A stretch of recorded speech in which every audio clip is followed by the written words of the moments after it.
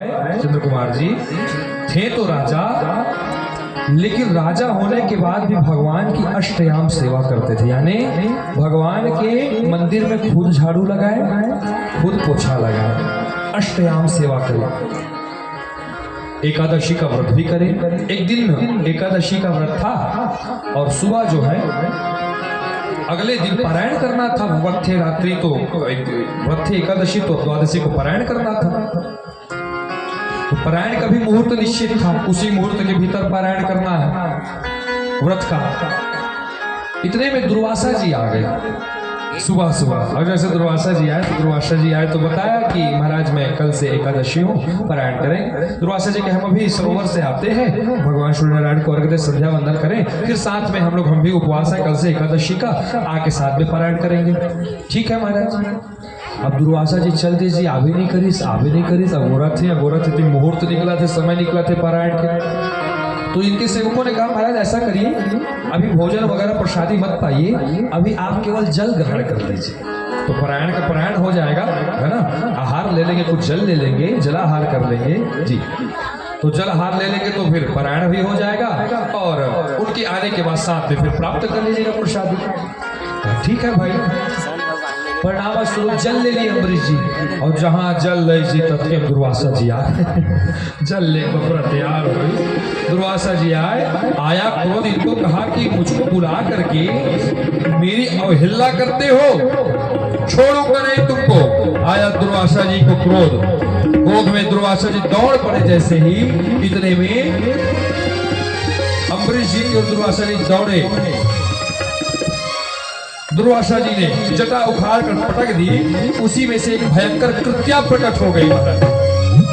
और जैसे कृत्या प्रकट हुई, दौड़ी अम्बरीश जी की ओर। इतने में भगवान का सुदर्शन चक्र आ गया, अम्बरीश जी के सामने में खड़े हो गए महाराज। खड़े होकर सुदर्शन चक्र ने सर्वप्रथम उस कृत्या को समाप्त किया, और कृत्या को समाप्त करके लगे दौड़ाने दुर्वासा जी को।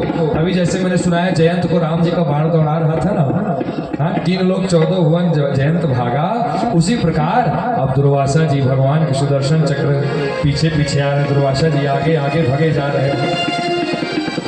करें क्या, सब जगह भगे, लेकिन कहीं पर उनको शांति नहीं मिल पाई। पीछे पीछे चक्र चल ही रहा था।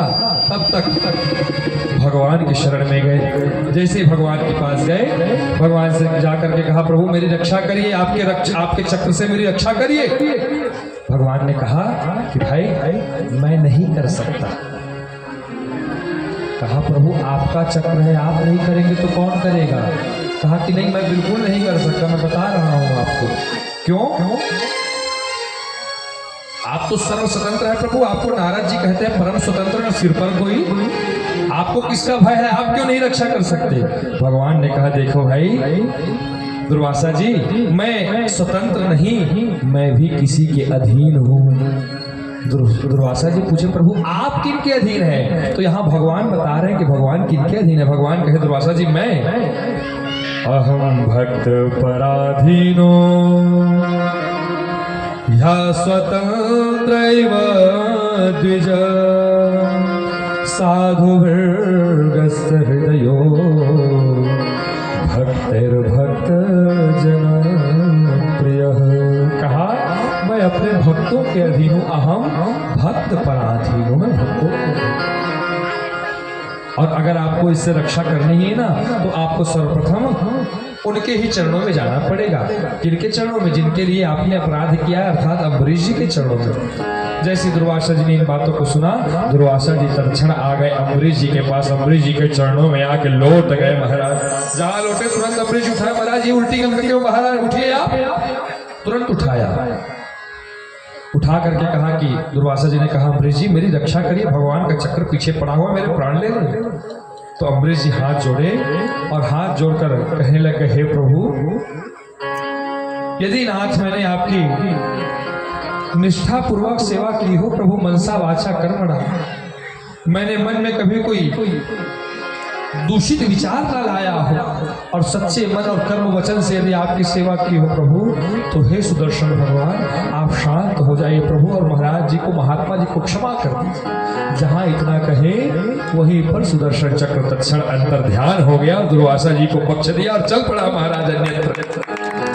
इस दृश्य को जैसी दुर्वासा जी देखे, दुर्वासा जी के सांस में सांस आई, कान पकड़कर बोले भैया अरे मैं जान गया। क्या?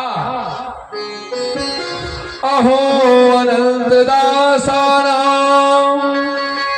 महत्व दृष्ट मध्य में कृतागसोऽपि यदराजः मंगलानि समीहसे।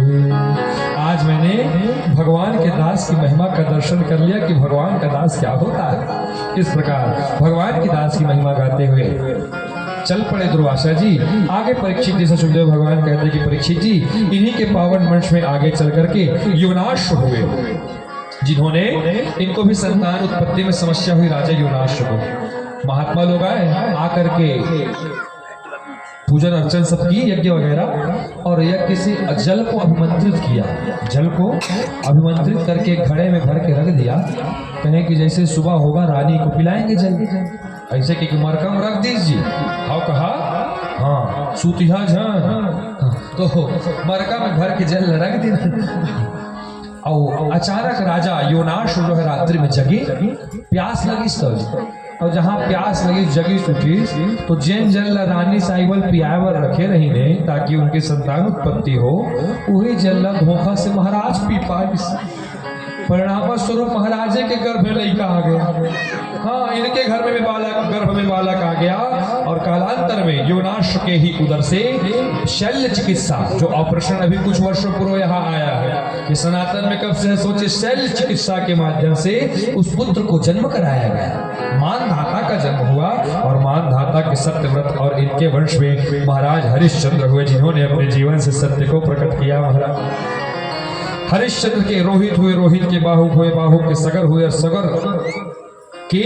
सगर राजा के कुल 60,000 पुत्र हुए, जिन्होंने एक बार अश्वमेध का घोड़ा इंद्र चुरा करके ले गए। तो इन्होंने सोचा कि ढूंढने लग गए घोड़े को, और इंद्र ले जा करके उस घोड़े को कपिल नारायण, कपिल देव के आश्रम में बांध दिया। घोड़े को इन्होंने सोचा कि ये कपिल देव ही को चुरा के ले आए, भैया हमारा घोड़ा लगा। तो जाके लगे उल्टा सीधा बोलने, कपिल नारायण भगवान लग बैठे थे तपस्या में, जो नेत्र खोला, नेत्र खोलते वही सगर के 60,000 पुत्र जल के भस्मीभूत हो गए। पूछा कि महाराज अब इसकी मुक्ति कैसे हो? तो गंगा मैया के बगैर इनकी मुक्ति नहीं होगी, बता दिया। परिणाम स्वरूप तब सगर के पुत्र हुए असमंजस, असमंजस के पुत्र हुए अंशुमान, अंशुमान के पुत्र हुए दिलीप, और दिलीप के पुत्र हुए भागीरथ। इन सभी ने माता गंगा के लिए खूब तपस्या की।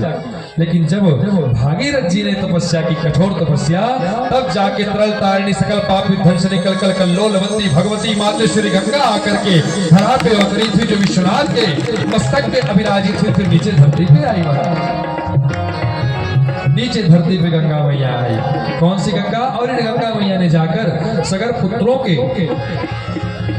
उस राख को जाके जैसे स्पर्श किया, हुआ क्या? सारे सगर पुत्र वहीं पर मुक्त हो गए। यज्जल स्पर्श मात्रेण ब्रह्मदंड हतायपि सगरात्मजा दिवं जगमो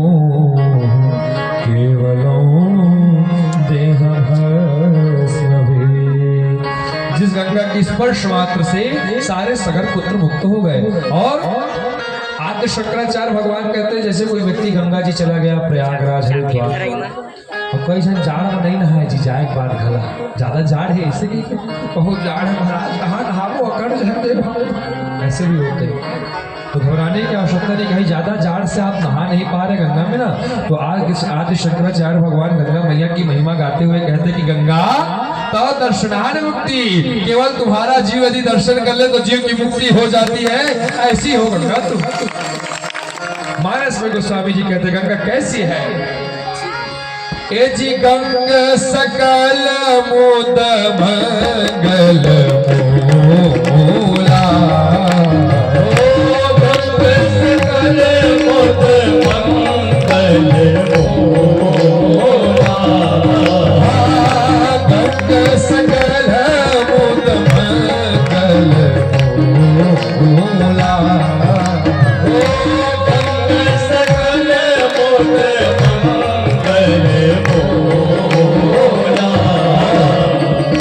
सब सिद्ध सुलभ विमोहनी सूला, सब सिद्ध सुलभ विमोहनी सूला, सब सिद्ध सुलभ विमोहनी सूला, सब सिद्ध सुलभ विमोहनी सूला। ऐसी गंगा एक बार बड़े भाव और श्रद्धा से, यहाँ से प्रयागराज कितना दूर होगा चंद्र कुमार जी? लगभग 800 किलोमीटर के आसपास। ऐसा कहा गया है यदि कोई 1200 किलोमीटर दूर से भी माँ गंगा का स्मरण कर ले भाव और श्रद्धा से, तो उसे वहीं पर से गंगा स्नान करने का फल प्राप्त होता है। हम लोगों से 800 किलोमीटर की दूरी पर तीर्थराज प्रयाग है। तो एक बार बड़ी भाव और श्रद्धा और पूरी ऊर्जा के साथ बोलिए गंगा मैया की जय हो। इस प्रकार सभी सगर पुत्रों का उद्धार गंगा मैया ने किया है। शुक्राचार्य जी कहते परीक्षित इन्हीं भागीरथ के वंश में राजा ऋतुपर्ण हुए। ऋतुपर्ण के सौदास के अस्मत, अस्मत के नारी कवच, नारी कवच के खटवांग, और खटवांग के दिलीप, और दिलीप के रघु, जिनसे रघुवंश चला, और रघु महाराज के पुत्र हुए अज, और अज के पुत्र हुए महाराज दशरथ, और दशरथ के पुत्र हुए श्री राम जी, श्री भरत जी, श्री लक्ष्मण जी, श्री शत्रुघ्न जी। 4 पुत्र हो गए महाराज। जाएंगे प्रसाद दीजिए। वैसे आज सब अचानकपुर वाले लोग कहाँ हैं? बीसे लाल जी, कन्हैया जी, संत राम जी, संत भगवान कहाँ है? रोहित बाबू कहाँ है? सोम कहाँ है? बुलाओ इनको सबको। और कोई काम करने की आवश्यकता नहीं, सबको बुलाओ। कैसे जी? क्यों गुरु जी? आज अब देखिए राम जी का प्राकट उत्सव आगे, कल हमको कहेंगे महाराज बढ़िया हमको बधाई गा के सुना दीजिएगा महाराज। और काला सुनाई तुम रही हो तो सुनाओ। जहां तक हमारी आवाज प्रसारित हो रही, शीघ्र सब कथा पंडाल में आए। जितने बच्चे हैं चक्रवर्ती जी के यहाँ 4 पुत्रों का प्राकट्य हो गया महाराज। जैसे राम जी का जन्म हुआ, दासी आई आकर के दौड़ कर गाने लगे। देखिए हमारे छत्तीसगढ़ में पूर्वांचल में लड़का हो तो सोहर गाया जाता है ना। तो गोस्वामी जी जब मानस में राम जी का प्राकट्य हुआ ना, तो कहे कि भाई महिमा तो सोहर लिख नहीं सका, भजन हो जाए, तो चौपाई को ही सोहर के धुन में लिख दिए। कैसे? कहने लग गए, अरे दशरथ पुत्र जन्म सुनी कानम, जन्म सुनी हो दशरथ